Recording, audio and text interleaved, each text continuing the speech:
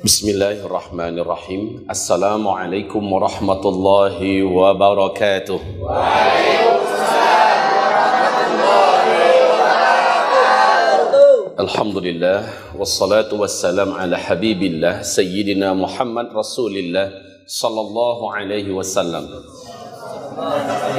wa ala alihi wa sahbihi wa mawalah wa man tabi'ahu bi ihsanin ila yaumil qiyamah. Amma ba'du, ibadallah. قال الله سبحانه وتعالى يا أيها الذين آمنوا اتقوا الله حق تقاته ولا تموتن إلا وأنتم مسلمون وقال يا أيها الناس اتقوا ربكم الذي خلقكم من نفس واحدة وخلق منها زوجها وبث منهما رجالا كثيرا ونساء واتقوا الله الذي تساءلون به والأرحام إن الله كان عليكم رقيبا وقال يا أيها الذين آمنوا اتقوا الله وقولوا قولا سديدا يصلح لكم أعمالكم ويغفر لكم ذنوبكم ومن يطع الله ورسوله فقد فاز فوزا عظيما اللهم ارحمنا بالقرآن وصدق الله العظيم وقال النبي صلى الله عليه وسلم ألا إني قد جئتكم بها بيضاء نقية ليلها كنهارها لا يزيغ عنها بعد ذلك إلى هالك. Amma ba'du. Segala pujian dan syukur kita mari sama-sama di pagi hari ini kita haturkan untuk Allah yang kita sembah. Allah satu-satunya, tidak ada sekutu baginya. Alhamdulillah bi ni'matihi tatimmus shalihah. Kemudian salawat dan juga salam untuk Habibillah Sayyidina Muhammad Rasulillah sallallahu alaihi wasallam. Bapak-bapak dan ibu-ibu, seluruh hamba-hamba Allah, seluruh nabi dan rasul yang diutus Allah ke muka bumi ini pasti memperingatkan kaum mereka tentang siapa Dajjal dan bahaya Dajjal. Setiap nabi, ratusan ribu jumlahnya nabi dan rasul Allah utus ke muka bumi ini pasti bercerita tentang Dajjal. Dan Nabi bersabda sallallahu alaihi wasallam dalam hadis sahih riwayat Imam Muslim, "Ma baina khalqi Adam ila qiyamis sa'ah fitnah akbar minad dajjal." Sejak Adam Allah ciptakan sampai terjadi kiamat, tidak ada fitnah yang bisa mengalahkan lebih besar fitnah Dajjal.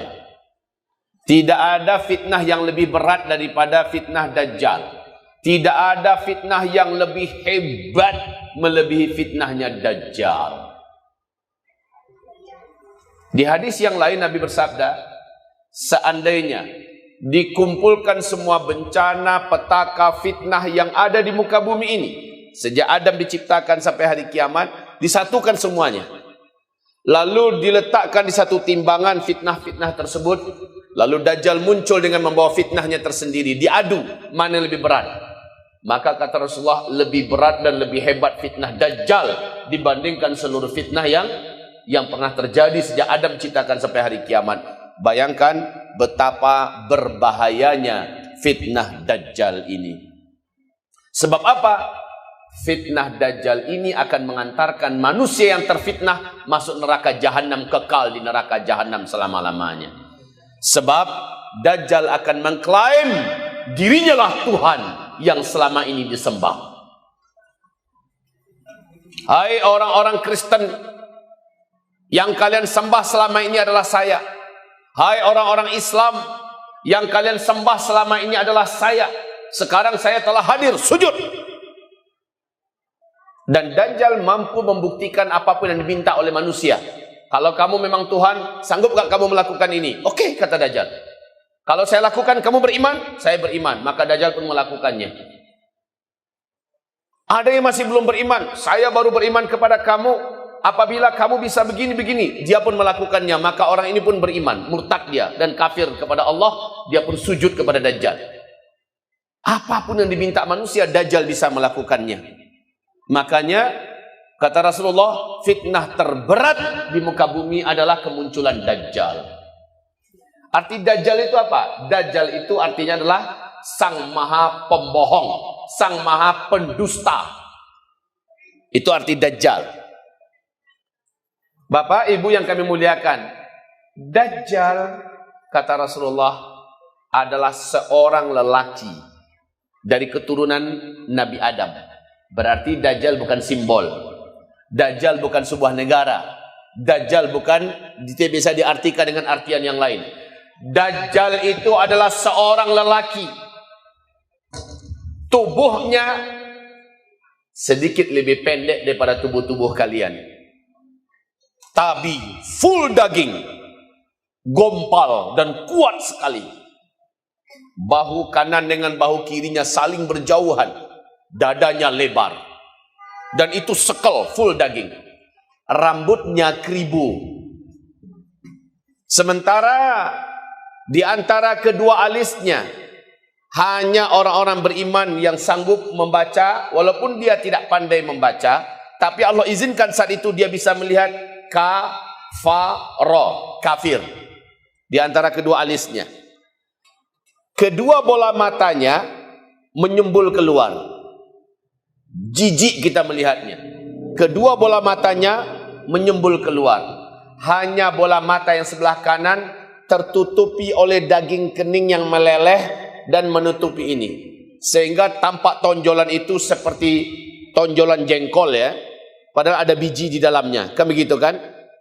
Menonjol sementara tertutupi oleh daging kening ini meleleh. Dan ujung lelehan daging kening ini nempel di pipi bergelantungan seperti dahak atau seperti jengger ayam. Menjijikkan. Warna kulitnya gelap, kata Rasulullah. Coklat kehitam-hitaman dan ada beberapa bercak merah di bawah kulitnya. Kedua kakinya ketika sedang berjalan,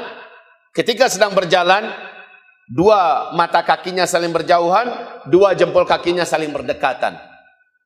Tapi sudahlah bentuknya jelek, dia kemana pergi selalu didampingi oleh wanita-wanita tercantik. Dan dia bisa berpindah dari satu kota ke kota yang lain hanya hitungan detik tanpa alat. Zup, sampai dia di kota yang lain. Zup, sampai di kota yang lain. Dan dia mendemonstrasikan kemampuan-kemampuan yang belum pernah ada manusia di muka bumi ini, bahkan teknologi mampu melakukan apa yang dilakukan oleh Dajjal. Kemudian Dajjal mengatakan, sayalah Tuhan kamu. Siapapun yang berjumpa dengan Dajjal pasti akan hilang iman di dadanya. Dia kafir kepada Allah dan dia akan sujud menyembah Dajjal. Makanya Nabi mengharamkan, jangan kamu pernah bertemu dengan Dajjal. Jangan kamu pernah berjumpa dengan Dajjal. Kalau kamu dengar Dajjal masuk kotamu, larilah dari Dajjal, sembunyilah kamu ke dalam rumah. Perintah Nabi adalah ke dalam rumah. Jangan lari dalam masjid. Masuk ke dalam gua. Tidak boleh. Masuknya ke dalam rumah. Tutup pintu rumahmu kuat-kuat. Tutup jendelamu rapat-rapat. Baca surat Al-Kahfi dalam rumah, kata Rasulullah sallallahu alaihi wasallam. Adapun wanita-wanita kamu, pastikan mereka semua sudah di dalam rumah. Ikat tangan mereka, ikat kaki mereka. Karena mereka yang paling lemah saat itu. Jadi yang wanita diperintahkan oleh Allah SWT, para wanita, mak-mak, anak-anak, istri-istri kita, menantu-menantu perempuan kita, saudari-saudari kita, nenek-nenek kita, masukkan ke dalam rumah, ikat tangan mereka, ikat kaki mereka. Selama Dajjal masih ada di negeri, di kota kita itu, jangan biarkan ada pintu yang terbuka. Jangan biarkan ada wanita yang lepas dari ikatannya. Baca surah Al-Kahfi di dalam rumah itu. Siapa yang melakukan itu dia selamat. Yang tidak melakukan itu dia akan celaka. Ini perintah Rasulullah sallallahu alaihi wasallam. Dajjal ini memang satu orang, tetapi kemampuannya adalah seluruh setan dari bangsa jin di muka bumi ini tunduk kepada Dajjal. Bisa bayangkan kemampuan Dajjal? Setan seluruhnya satu bumi ini. Mau setan di Eropa, setan di Afrika, setan di darat, setan di langit, semuanya tunduk pada perintah Dajjal. Padahal Dajjal ini adalah seorang manusia, satu orang saja. Cuma seluruh kekuatan gaib tunduk pada Dajjal. Saya rasa Bapak Ibu sudah bisa membayangkan kesaktian apa yang diberikan oleh Allah kepada Dajjal. Nabi berkata, tidak akan ada seorang pun di antara kamu sanggup melawan Dajjal. takkan ada. Nanti akan ada seorang lelaki yang merasa sangat percaya diri, imannya sudah sangat kuat. Tidak mungkin dia akan murtad bila dia berjumpa dengan Dajjal. Saat Dajjal masuk ke kotanya, dia ingin berdebat dan menantang Dajjal. Laki-laki ini pun keluar.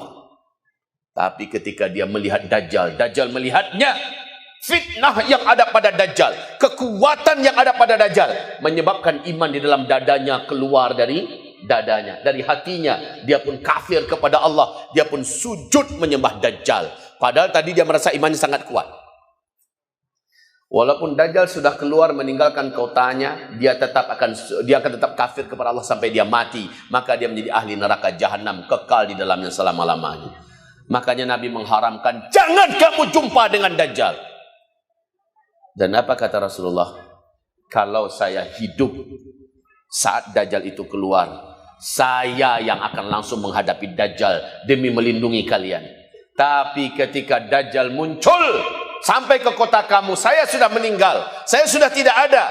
Setiap kamu harus melindungi dirinya masing-masing. Begitu Bapak Ibu.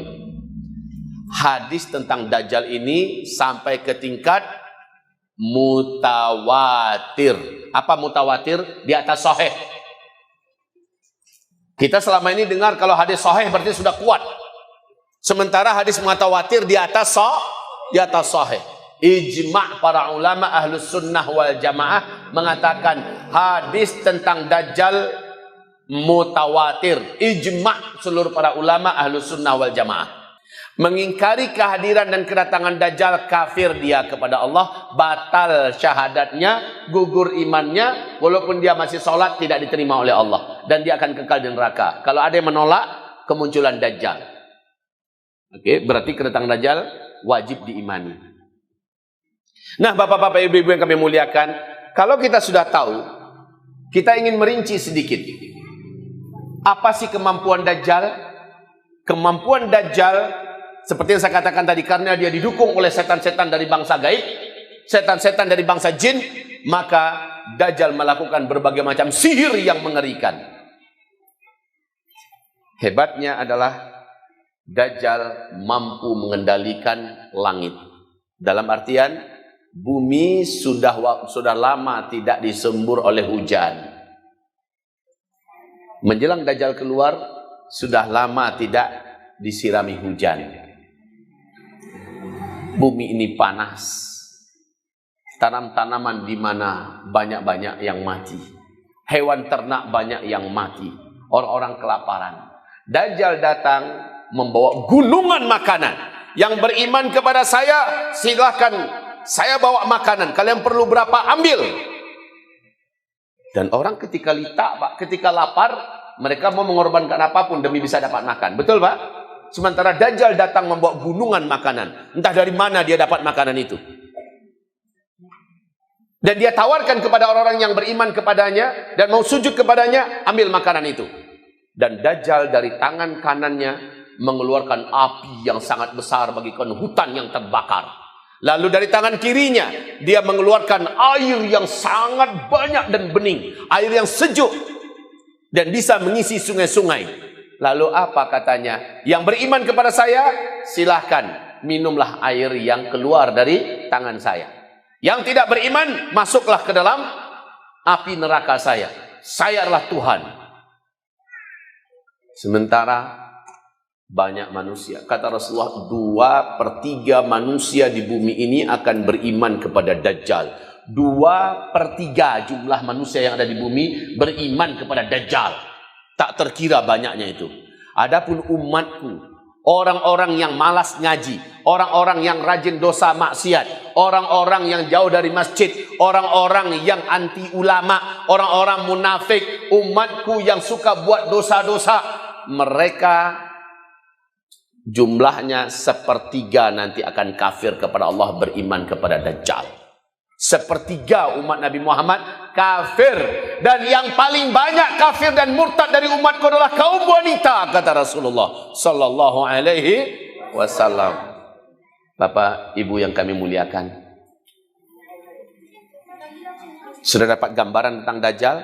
Dajjal bukan sebuah sistem, bukan sebuah negara, bukan teknologi, bukan pula PBB. Ada yang mengatakan PBB adalah Dajjal yang dimaksud oleh Nabi. Bukan. Dajjal adalah seorang manusia. Dan dia betul-betul diberi oleh Allah izin untuk memiliki kekuatan yang tak terbatas. Untuk takaran ukuran manusia ya. Siapa yang bisa mengalahkan Dajjal? Nanti kita sebutkan. Hanya satu orang dalam hidup ini, di bumi ini, yang Allah izinkan sanggup membunuh Dajjal. Selainnya tidak bisa. Pernah Umar bin Khattab. Jadi ada di zaman Nabi, namanya Al-Jassas. Mirip ciri-cirinya dengan Dajjal, Pak. Dan Al-Jassas ini, tidak ada satupun yang bisa menangkapnya. Dia bisa berkelebat dari satu hutan kepada hutan yang lain. Dengan hitungan detik, Pak. Ini Al-Jassas. Al-Jassas ini oleh Umar bin Khattab diyakini adalah Dajjal yang dimaksud. Suatu ketika Umar bin Khattab sedang bincang dengan Nabi, tiba-tiba mereka berdua merasa dan melihat ada Al-Jassas di balik batang pohon kurma sedang mengintai ke arah Rasul dan Umar. Lalu berkelebat ke batang pohon yang lain. Bersembunyi di balik batang pohon, melihat kalah Rasul dan Umar. Kayak Tom and Jerry begitu, Pak. Umar langsung menghunus pedangnya dan minta izin pada Rasulullah. Ya Rasulullah, izinkan saya. Mau ngapain kamu, kata Rasulullah? Itu adalah Dajjal. Saya akan bunuh dia dengan pedang saya. Rasulullah menahan. Hai Umar, kalau itu benar-benar adalah Dajjal, tidak ada yang mampu mengalahkan Dajjal. Kamu bukan tandingannya. Dia bukan lawanmu. Bukan kamu yang sanggup mengalahkan Dajjal. Dan kalau itu ternyata bukan Dajjal, kamu bunuh dia.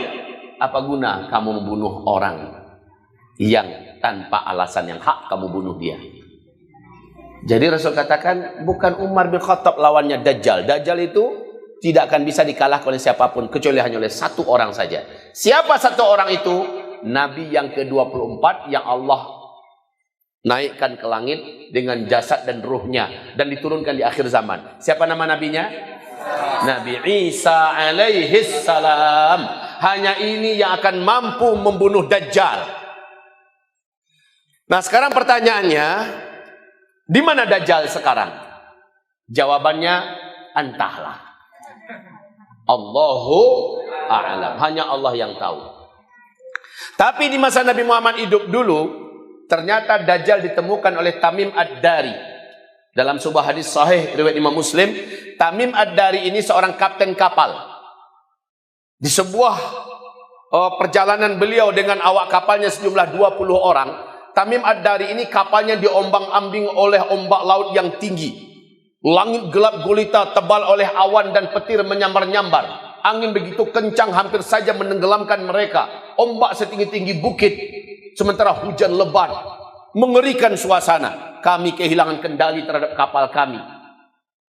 Lalu kami tersangkut di sebuah daratan pulau di tengah laut Yaman. Kami tunggu malam menyingkir. Matahari pun terbit. Lalu kami turun dari kapal. Dan kami masuk ke dalam pulau itu. Kami berjumpa dengan seekor binatang yang sangat tinggi dan besar. Berkaki 4. Berbulu sangat tebal dan gelap. Hitam. Saking tebal bulunya kami tak mampu membedakan mana kepala dan mana bagian pantatnya. Dan ternyata binatang itu bisa berbicara. Kami seluruhnya ketakutan. Kami lari tunggang langgang meninggalkan binatang itu. Hanya 1-2 kali genjotan binatang itu sudah ada di depan kami. Dan berkata, jangan takut. Saya tidak akan menyakiti kalian. Saya adalah Al-Jassasah. Saya adalah penunggu pulau ini. Saya adalah mata-mata. Apakah kalian datang dari Arab? Kami pun menjawab, benar, kami dari Arab. Bagus. Sudah lama saya di sini menunggu orang Arab masuk ke dalam pulau ini. Sekarang kalian saya perintahkan, pergilah kalian ke kuil tua sana. Ada seorang lelaki yang sudah begitu lama menunggu berita tentang dunia sekarang. Khususnya dari Arab. Temuilah laki-laki itu, dia ada di kuil tua sana. Binatang yang disebut Al-Jassasah ini pun menunjukkan di mana tempat kuil itu. Kami pun lari meninggalkan binatang tersebut menuju kuil itu dalam keadaan ketakutan yang luar biasa. Sampailah kami di kuil tua, kami terbelalak, terperanjat. Ada seorang lelaki yang bertubuh gompal, sangat kuat. Laki-laki ini kedua kakinya dirantai dengan rantai besi yang besar dan berat. Dan rantai ini juga membelenggu kedua tangannya dengan belenggu rantai besi yang besar dan berat. Dan juga membelenggu lehernya. Kami berkata, celakalah engkau. Manusia apa kamu ini? Maka laki-laki yang dirantai itu menjawab, nanti saya kasih tahu kepada kalian siapa saya. Yang pasti saya tidak akan bisa menyakiti kalian. Allah sedang membelenggu fisik saya dan sedang mengunci kemampuan saya. Apakah kalian datang dari Arab? Tamim Ad-Dari dan kawan-kawan menjawab, benar, kami ini dari Arab. Apakah di Arab hari ini sudah muncul seorang lelaki ummi mengaku-ngaku sebagai nabi terakhir, namanya Muhammad, sudah muncul apa belum? Tamim Ad-Dari yang orang Kristen menjawab, ya, sudah muncul. Gembiralah laki-laki yang terikat ini, karena isyarat dari Allah, bila laki-laki ummi yang bernama Muhammad di Arab sudah muncul, berarti tak lama lagi dia akan dibebaskan. Ketika dikasih tahu bahwa laki-laki ummi yang bernama Muhammad itu sudah muncul di Arab, senang sekali dia. Berarti tak lama lagi aku dilepaskan. Lalu dia bertanya, kalian tahu dengan Danau Tiberias? Kalian tahu nggak dengan mata air Zughar? Kalian tahu tidak dengan kebun kurma di daerah Baisan? Tamim Ad-Dari menjawab, ya, saya tahu. Ini hadisnya sahih ya Pak, diriwayatkan oleh Imam Muslim. Apa yang ingin kau tanyakan? Apabila 3 daerah ini sudah menunjukkan tanda-tandanya, berarti saya lepas ketika itu. Yang saya tanyakan pada kalian, apakah Danau Tiberias airnya sudah susut?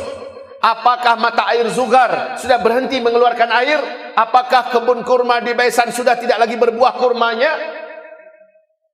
Karena kalau air Danau Tiberias sudah susut, Danau Tiberias mata air Zughar sudah tidak mengeluarkan airnya, dan kebun kurma di Baisan sudah tidak lagi berbuah, itu pertanda saya dilepaskan oleh Allah Subhanahu wa taala dari belenggu-belenggu ini, dan kesaktian saya dikembalikan oleh Allah Subhanahu wa taala.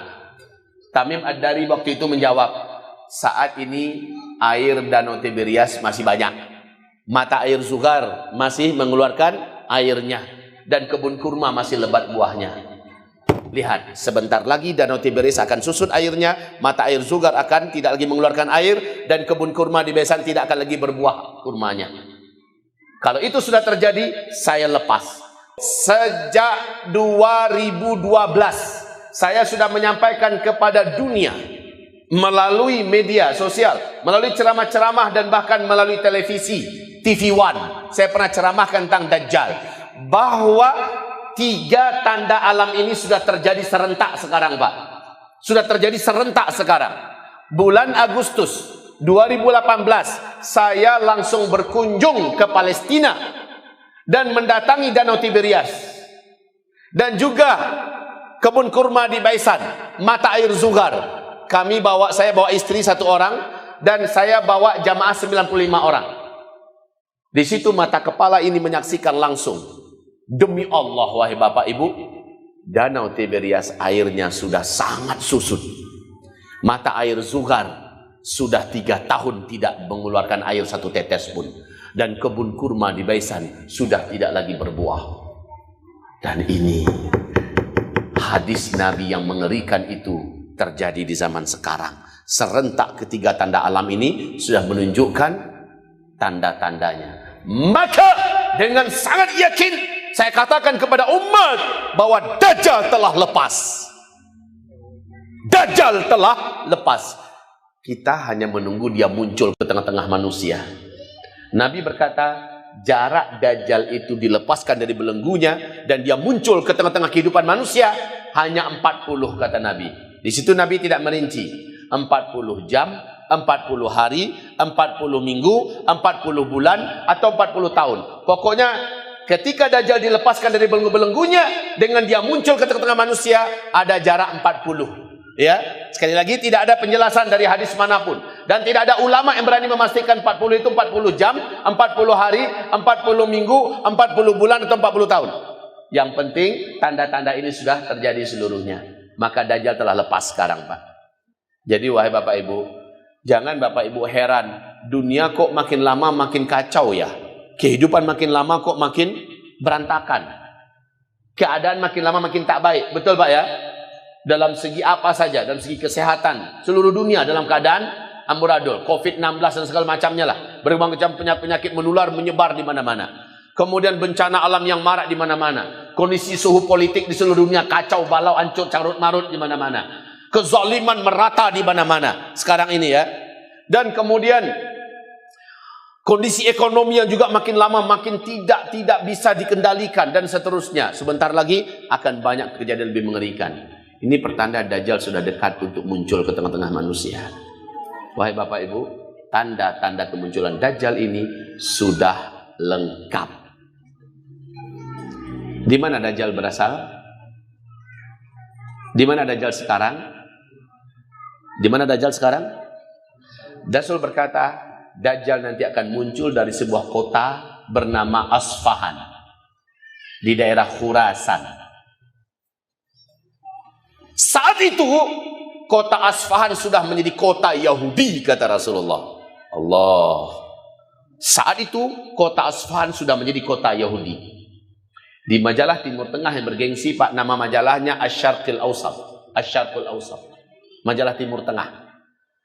Dimuat foto-foto di majalah bergengsi itu. Ini majalahnya elit ya, majalah full color, full warna. Saya lihat, saya baca, saya merinding, Pak.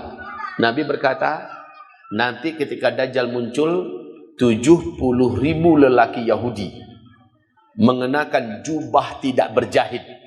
Dan mereka menggenggam senjata-senjata terbaik di dunia menyambut kedatangan Dajjal di kota Asfahan. 70.000 orang lelaki Yahudi mengenakan jubah resmi, jubah keagamaan Yahudi, dan mereka menggenggam senjata-senjata terbaik di dunia. Saya baca di majalah Asy-Syarqul Awsat, ternyata kota Asfahan itu sekarang memang sudah menjadi kota Yahudi. Di mana Asfahan itu, Pak? Di Khurasan. Khurasan itu di mana?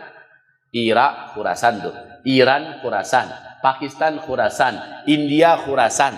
Tapi dari sekian negara-negara Khurasan ini, Iranlah yang punya kota, kotanya Asfahan. Kota terbesar nomor 1 hari ini di Iran adalah Teheran. Yang kedua adalah Asfahan. Dan sudah beberapa tahun belakangan ini, kota Asfahan menjadi kota Yahudi. 86% penduduknya adalah orang Yahudi. Sinagog-sinagog bermunculan dengan begitu padatnya di kota Asfahan, Pak. Dan uniknya, di situ juga difoto 70.000 lelaki Yahudi sedang mengenakan jubah keagamaan mereka resmi, Pak. Dan mereka sudah menggenggam senjata-senjata khas mereka. Dan keyakinan mereka, kami sedang menanti Tuan besar yang maha agung untuk memimpin kami menaklukkan dunia. Lahado 70.000 itu kini. Kota Asfahan itu sekarang sudah menjadi kota Yahudi. Berartilah siap mereka untuk menunggu kedatangan Dajjal. Ya Allah. Wahai Bapak Ibu yang kami muliakan, Rasulullah bersabda, Dajjal nanti akan muncul setelah disembelih seekor sapi betina berwarna merah, tidak ada cacat warnanya itu. Berusia 3 tahun. Maaf. Ini bukan hadis Nabi ya, tetapi ini pernyataan orang Yahudi dalam keyakinan mereka di kitab suci mereka. Dalam keyakinan mereka, mereka akan menyembelih seekor sapi betina berwarna merah, tidak ada cacat warnanya, merah panuh kasodolahnya. Sapi itu betina, usianya 3 tahun dan disembelih di atas Bukit Zaitun di Palestina. Waktu saya ke Palestina 2018 itu, saya sampai di Bukit Zaitun, ya, pas menyambut besoknya Idul Adha. Saya dengan rombongan 95 orang sampai di atas bukit. Ternyata Bukit Zaitun tersebut sekarang resmi dijajah oleh Israel dan dijadikan milik Israel, Pak. Bukit Zaitun itu. Saya di situ memberikan kajian di petang hari sambil menyambut waktu berbuka karena besok Idul Adha. Apa kata saya? Disinilah sapi betina itu nanti akan disembelih di atas Bukit Zaitun. Ternyata orang Israel sudah membuat pelataran, Pak, tempat penyembelihan itu. Sudah mereka buat. Dan saya ada di situ, tepat berada di situ. Foto-fotonya dan videonya masih ada di Media Uzma Media TV channel kami. Wahai Bapak Ibu yang kami muliakan, berita saja bagi Bapak Ibu bahwa sesungguhnya tahun 2018 akhir Israel telah mengumumkan kepada dunia di televisi resmi mereka bahwa di Israel telah lahir seekor sapi betina berwarna merah. Akhir 2018. Akhir 2018. Apa kata rabi-rabi Yahudi? Sudah lebih 2000 tahun kami menanti kelahiran sapi ini. Sekarang sudah lahir. Maka mereka pun menjaga dan merawatnya dengan baik. Di usia 3 tahun nanti kami akan sembelih di atas bukit Tursina, di atas bukit Zaitun. Dan ini untuk menyambut kedatangan Sang Tuan Raja Maha Agung kami, untuk memimpin kami menguasai seluruh dunia. Jadi sapi itu kini Allah lahir. Artinya 2021 ini usianya sudah 3 tahun. Tanda-tanda alam Danau Tiberias susut telah terjadi. Kemudian mata air Zuhar sudah tidak berair. Kebun kurma sudah tidak berbuah. Sementara orang-orang Yahudi 70.000 di Asfahan sudah siap. Dan Bukit Zaitun sudah dikuasai Israel. Sapi betina juga sudah lahir. Apakah ini tidak membuat Bapak Ibu gentar dalam hati? Apakah ini tidak membuat kita khawatir? Lalu kita bertanya-tanya, Allah kau siap iman ambo atau alun? Sementaranya dakik pajatu keluar. Dan Dajjal ketika keluar, dia akan masuki seluruh kota-kota yang ada di muka bumi. Orang-orang yang ada di dusun-dusun, di pelosok-pelosok, yang ada di kebun-kebun. Malah nanti ketika Dajjal sampai ke kota, mereka yang akan datang berduyun-duyun menyambut kedatangan Dajjal.